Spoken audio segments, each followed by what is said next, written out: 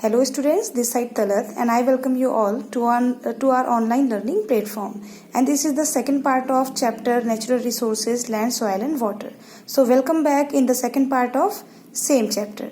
So we will start from the same point where we left yesterday, and that was the soil formation. So we will take the first point, that is soil formation.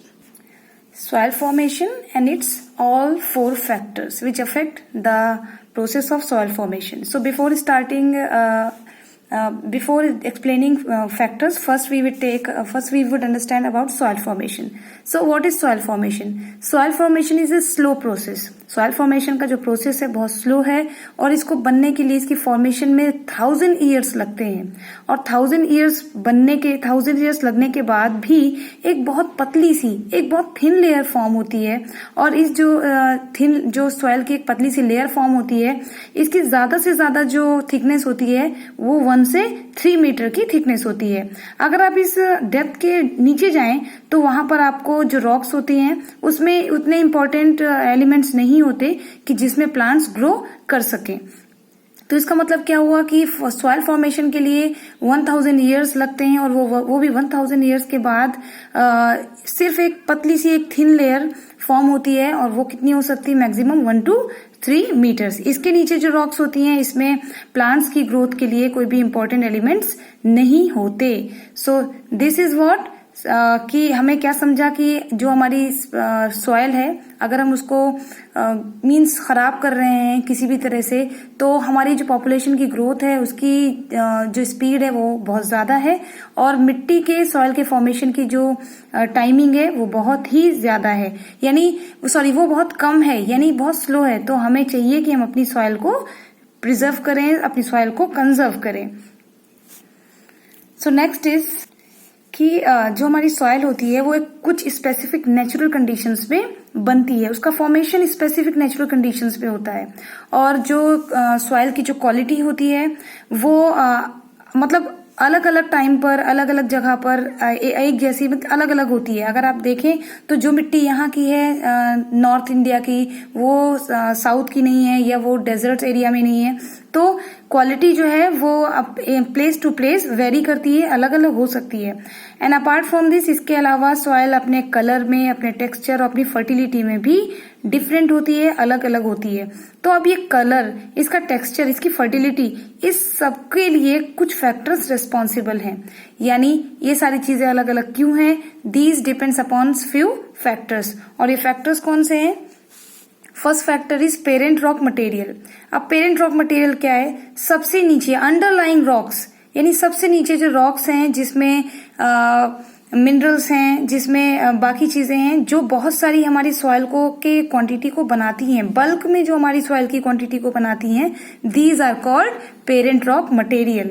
और ये parent rock material ही हमारी जो हमारी parent rock material है, ये ही हमारी मिट्टी के कलर को, मिट्टी के टेक्सचर को और उसकी केमिकल प्रॉपर्टीज को और उसके अंदर के मिनरल कंटेंट को बनाता है। यानी ये हमारी रॉक ही, पेरेंट रॉक ही डिसाइड करती है कि मिट्टी का कलर कैसा होगा, उसका टेक्सचर कैसा होगा, उसके अंदर केमिकल प्रॉपर्टीज क्या होंगी, उसके अंदर के मिनरल कंटेंट क्या होंगे और उसके अंदर और बाकी चीजें क्या होंगी, ये डिसाइड करती है। Next is relief. सॉइल की फॉर्मेशन के लिए रिलीफ भी एक इम्पॉर्टेंट फैक्टर है, बिकॉज जो हमारी जगह, किसी भी जगह की हाइट है या वहां का जो स्लोप है, ये डिसाइड करता है कि वहां पर कितनी वेदरिंग होगी, उस जगह की कितनी वेदरिंग होगी। और फिर यही चीज यानी एलिवेशन और स्लोप का जो स्लोप है वहां का, ये डिसाइड करता है कितनी वेदरिंग होगी और वाटर का ड्रेनेज कैसा होगा। तो आप देख सकते हैं कि जो फ्लैट एरियाज हैं, जैसे हमारे नॉर्थ के जो प्लेन्स हैं, नदर्न प्लेन्स हैं, वहां पर सॉइल की जो लेयर है काफी थिकर है, काफी मोटी है। अगर आप उसको कंपेयर करें हमारे स्लोप से, स्लोप्स पर जो मिट्टी की लेयर होती है, सॉइल की जो लेयर होती है, वो उतनी थिक नहीं होती जितनी थिक हमें नदर्न प्लेन्स में मिलेगी। Next is climatic condition. Next factor क्या है? Climatic condition.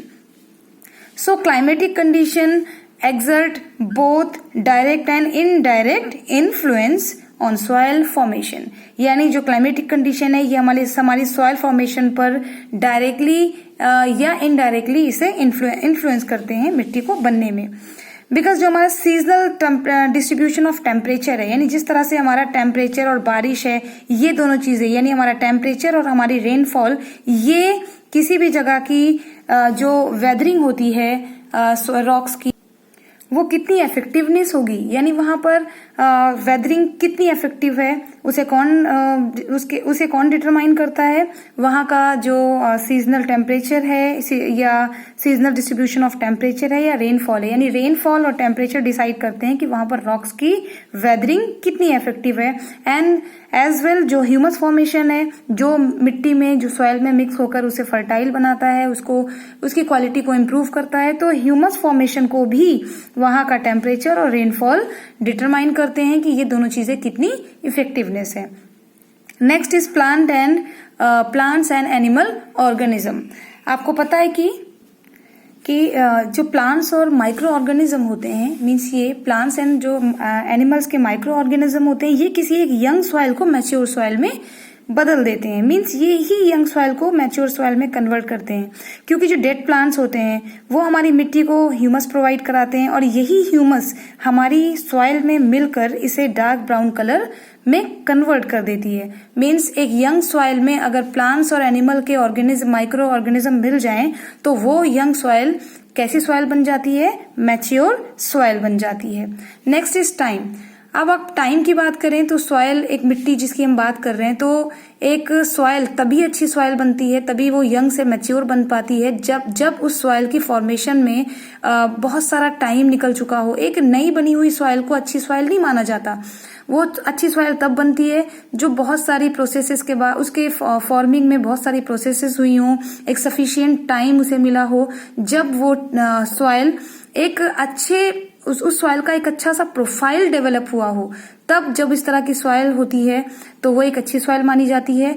और ये जो सॉइल डेवलपमेंट का काम है, जो सॉइल फॉर्मेशन का काम है, ये किसमें ज्यादा अच्छा होता है? यानी एक मैच्योर सॉइल, एक अच्छी सॉइल कब बनती है? जिस एरियाज में ह्यूमिडिटी ज्यादा होती है, वहां पर सॉइल फॉर्मेशन में जो लगने वाला टाइम है वो आप ये समझिए जल्दी हो सकता है कंपैरेटिवली ड्राई रीजन्स में।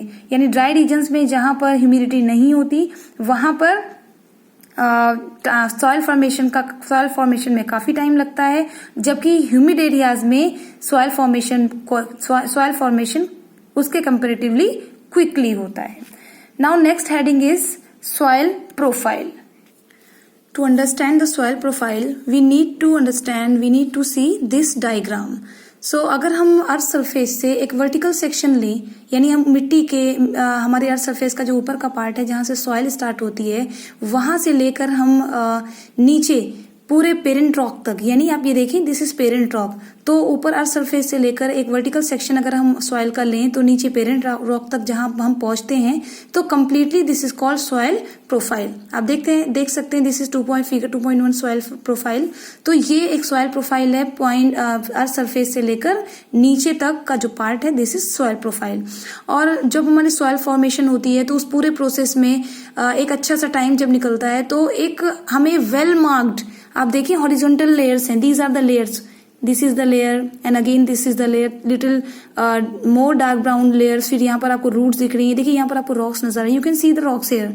तो this is parent rock and इससे ऊपर जो दिख रही है this is next C, this is B and A. Accordingly I will explain everything. So आप देखिए सारी लेयर्स आपको कितनी अच्छे से आपको वेल मार्क्ड लेयर्स नजर आ रही हैं। सो दिस इज डन जब हमारी सॉइल फॉर्मेशन को एक अच्छा सा टाइम मिलता है, तो उस कंडीशन में हमें वेल मार्क्ड हॉरिजॉन्टल लेयर्स दिखाई देती हैं। तो हमारी जो ये हॉरिजॉन्टल लेयर्स आपको दिख रही हैं, which you can see, these are named as इन्हें सॉइल होराइजन्स कहा जाता है। दीज आर सॉइल होराइजन्स, ये सॉइल होराइजन्स हैं और इन्हें यूजुअली नेम्स दिए जाते हैं। सबसे ऊपर top most layer is called horizon, then second is B, third is C and next last is D. तो अकॉर्डिंगली सबसे जो लास्ट में होती है अपर मोस्ट लेयर से लेकर जो आप सॉइल की लास्ट लेयर तक पहुंचेंगे, that is soil D part and D horizon है, and that is parent rock. First we need to understand the horizon A top soil. हमें सबसे पहले होराइजन ए टॉप सॉइल को समझना होगा that what is horizon A and top soil. So this is first part and first point, first layer is that is called horizon A. You can see here horizon A top soil and this is the topmost layer. ये सबसे ऊपर की layer है, ये सबसे ऊपर की layer है. एंड इसी में आपको जितने भी हमारे सॉल्यूबल मिनरल्स हैं या ऑर्गेनिक मटेरियल हैं, ह्यूमस है मीन्स, चाहे वो डिकेड प्लांट्स के हों या एनिमल्स के हों, डेड बॉडीज हों, ये आपको इसी लेयर में मिलेगी, इसी हॉरिजॉन्टल लेयर में मिलेगी. That is horizon A top soil. और यही वो लेयर है जो हमारे प्लांट्स की ग्रोथ के लिए चाहिए होती है. You can see the roots of the plant in this part only, in this layer only. तो यही वो लेयर है होराइजन ए टॉप सॉइल जो हमारी प्लांट्स की ग्रोथ के लिए चाहिए होती है. एंड आपको पता है जो बारिश होती है तो रेनफॉल में जो हमारी लेयर से सॉइल है वो बहकर चली जाती है. तो वो कहाँ हो सकता है? This can not be done, this can not be possible in this layer और दिस लेयर और this layer. This is done only in this layer जो हमारी होराइजन ए टॉप सॉइल है. इसी से लीचिंग होती है. तो leaching of soil is common in this layer, यानी मिट्टी का बहकर जाना, वेस्ट होना, ये इसी लेयर में होता है. Now next is horizon B sub soil. अभी होराइजन बी सब सॉइल क्या है?